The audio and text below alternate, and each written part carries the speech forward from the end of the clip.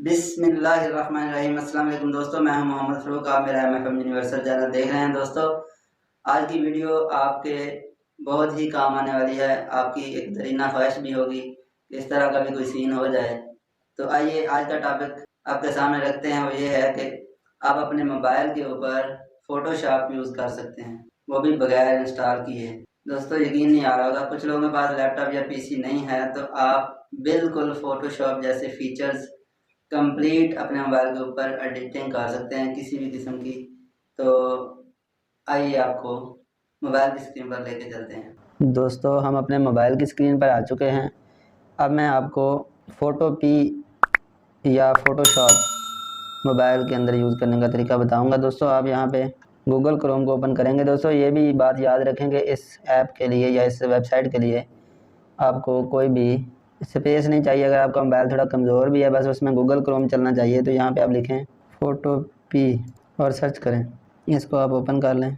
ये ओपन हो चुकी है। दोस्तों, यहाँ पर आपने अपना कोई भी इमेज जो है वो इंपोर्ट करना है।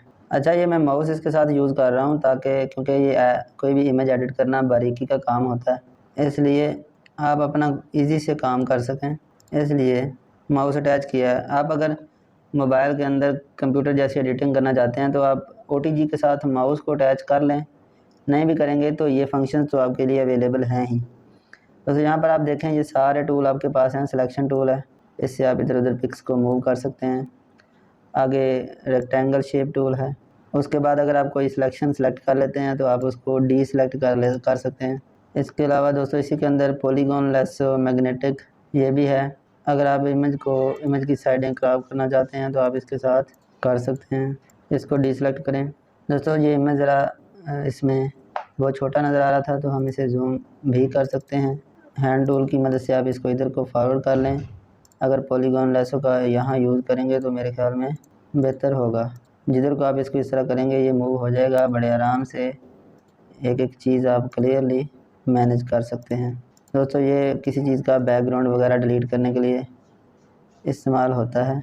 आप अगर ये जगह डिलीट करना चाहते हैं तो यहाँ पे आप क्लियर के ऊपर क्लिक करेंगे तो ये जगह डिलीट होगी। इसी तरह आप कोई भी एरिया सेलेक्ट करके बैकग्राउंड रिमूव कर सकते हैं।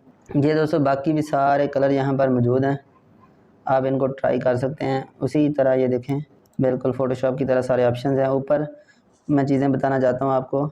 यहाँ पर ये दोस्तों, यहाँ पे जो लेयर्स पैनल हैं या दूसरे पैनल हैं, ये उनको ओपन करने के लिए और क्लोज़ करने के लिए होता है। जैसे फर्ज़ करें मैं चैनल्स के ऊपर टिक नहीं है तो मैं टिक कर देता हूँ, यहाँ पे चैनल आ गया। ठीक है, अब इसको अगर हमने ख़त्म करना है, लेयर्स के साथ आया है चैनल, आप इसे क्लोज़ भी कर सकते हैं। इसके अलावा ये लेयर्स हैं दोस्तों, ये हमारी बैकग्राउंड लेयर है, इसकी आप डुप्लीकेट लेयर भी क्रिएट कर सकते हैं। अक्सर आपको डुप्लीकेट लेयर पर ही काम करना चाहिए। और इसके अलावा मैं आपको इस सॉफ्टवेयर के शॉर्टकट्स बताता हूँ। यहाँ पर देखें आप, कीबोर्ड शॉर्टकट्स। मुझे ना ये अभी कुछ देर पहले डीसेलेक्ट करने का पता नहीं चल रहा था। दोस्तों, यहाँ पे देखें, ये एक अनडॉक पैनल है, आप इसको यहाँ नीचे रख सकते हैं। अगर आपको बीच में कोई कमांड भूल जाती है तो आप इसे यहाँ ऊपर करके, डीसेलेक्ट वाली कमांड मुझे नहीं आ रही थी तो मैंने इसे यहाँ से तलाश किया और फिर ये देखा कि किस पैनल के अंदर है। ये सिलेक्ट वाले पैनल के अंदर मौजूद थी। दोस्तों, इस तरह आपको ये बहुत ही काम देगी ये ऐप। अगर आपके पास PC या लैपटॉप नहीं है तो हर चीज़ आप कंप्यूटर की तरह यूज़ कर सकते हैं। आज की वीडियो में इतना ही। दोस्तों, उम्मीद करता हूँ आपको आज की वीडियो पसंद आई होगी। अगर कोई प्रोफेशनल काम वगैरह होता है जैसे जो मोबाइल के सॉफ्टवेयर के अंदर नहीं हो सकता, तो आप फ़ोटोशॉप के ऑप्शंस को यूज़ करते हुए अपने मोबाइल के ऊपर ही कर सकते हैं। अब आपका ये मसला हल हो गया कि जी हमारे पास फ़ोटोशॉप नहीं है या PC नहीं है। Thanks for watching.